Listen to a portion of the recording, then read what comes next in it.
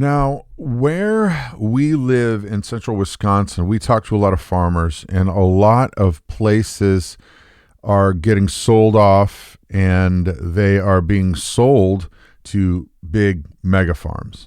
It's just kind of common around here. People are saying that it's getting too hard to do business, and a lot of the old timers are not getting their farms taken over by the younger generation because mainly they just say the life is too hard, not because of the work, because a lot of these people, they're not afraid to work. They're hardworking folks, but they're dealing with regulations. And they've made it so hard. The federal gov has made it so hard that it's hard to turn a profit, and the profit margins are so slim that a lot of people are just saying, I'm done with it.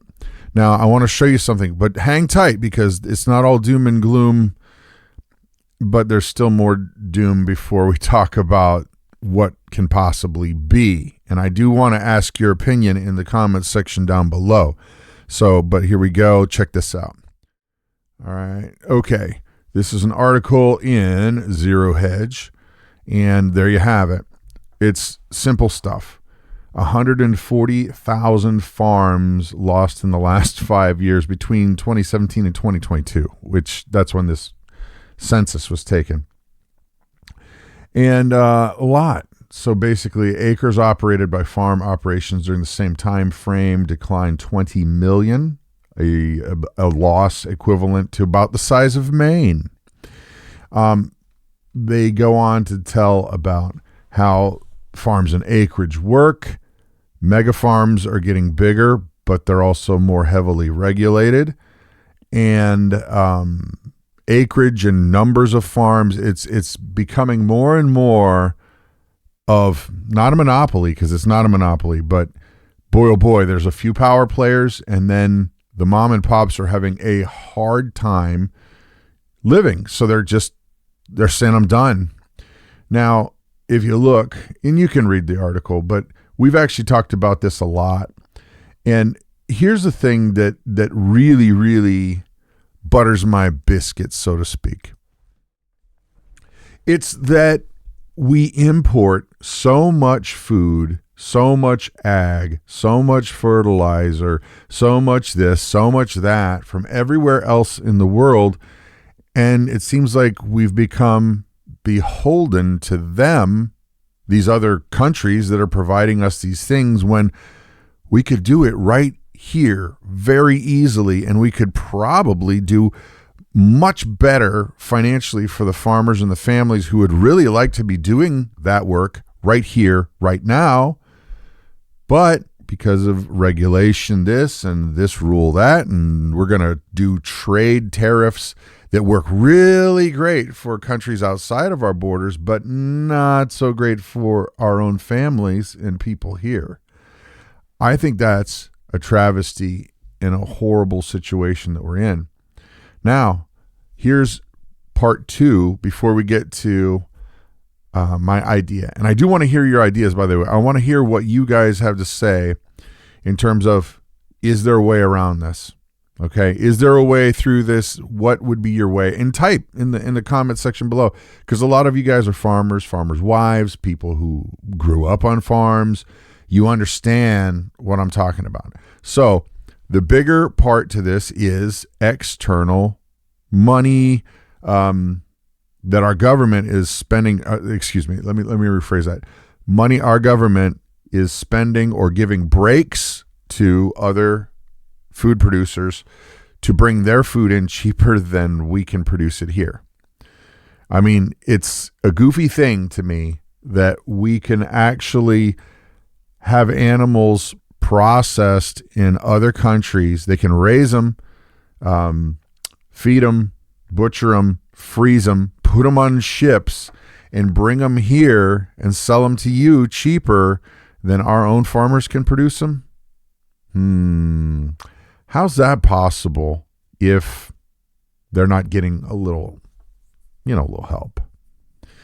So I would think the biggest thing we could do is just hammer on phone calling, emailing, and don't stop pushing our politicians to make better legislation, or better yet, hands-off legislation so farmers can do what they do. Because you know what? It would be better for the farm, their family, farmers, their families. It'd be better for their businesses, and it wouldn't create these mono farms that are just gigantic things that all they do is, we just do corn, or we just do soy, or we just do this. And what happens is the little guys get edged out. There is no more mom and pop, because they couldn't stay in business, because the GOV has made it so that these big farms are the only ones that can actually profit. And even they'll tell you, most of them will say the only way they can is by continuing to grow in big chunks, buying new farms, big. So you say, Brad, all right, fine. What's your suggestion? Well, that's fine. I'll give my suggestion. But first, you got to hit a thumbs up, because it does help the channel, helps my family, and make a comment. What do you think is the best bet against your elected officials taking your tax money to make it more affordable for other countries to sell us the food that we eat, rather than the people here who already produce the food and could do it better and locally? Why would we be excited about that rather than helping our people out and doing better for everything? My suggestion would be, you're going to have to bite the bullet. You're going to have to pay the 5% more and refuse to buy stuff from overseas. You're going to have to figure out how to buy it local. You're going to have to look at the labels. You're going to have to actually go, that's not from here. I'm not buying it, even though it's going to save me 5% or even 10%. Ladies and gents, the only way that this works, yes, we should squawk at our politicians. Most certainly. That's part of what we have to do. However, if we don't vote with our dollars, you know what happens? Come on, type it in there. You know what happens if you don't vote with your money. And by that, I mean, you got to make the choices. If you don't vote with your money, nothing changes, because the machine only responds to money. Now, you're going to have to bite the bullet, and you're going to have to buy a local, and you're going to have to pay more, and you're going to have to figure out how to sort out your budget. Now, that said, I understand. That's one of the reasons why we raise our own food. There's a lot of reasons, but that's one of them. I mean, yes, we want to have healthier food. Yes, we want to treat the animals with the utmost care and utmost protection and respect and all that stuff until that moment where it's, all right, time to go. Even in that we do. But we also want to save money. We want to know that we have it for our families and friends and neighbors, yada, yada, yada.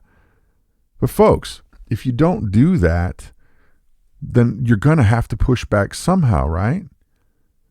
If you can't just gripe about it, you can't just gripe about it and say, well, you know, I'm really mad. What do they call that?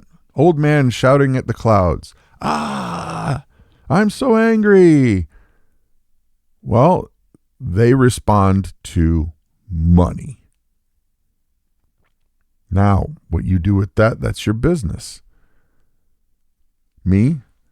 Well, we're raising our own food, and when we buy stuff from the store, I look at the labels, I see where it's from, and I pay more, even though it really stinks.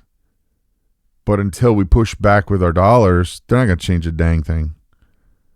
So it really is up to you. These price increases, they're really up to you whether you're going to use them as a tool to, because it'll be temporary. Sorry, I backed up. Here's what I was going to say.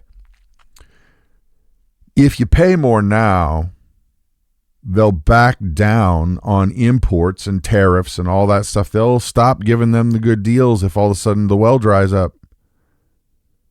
Then it will be more affordable for your farmers here to compete. Then prices will come down. Tell me what you think in the comment section down below. We really do appreciate the thumbs up. We really do appreciate you sharing the videos. So, if you want to have more of the unfiltered content, you got to make your way over to the Armory, which is Patreon. That's where we actually really talk about stuff. Christa just put up another video. Oh man, she ranted. You'd be surprised at what she'll rant at when she's over there. And I just put up another video about a book in the Bible, Galatians, that we're working on studying. So come on, check it out. Patreon. It's Big Family Homestead. It's in the chat down below, or the this description. You guys know what I'm talking about. You guys have an awesome and blessed day.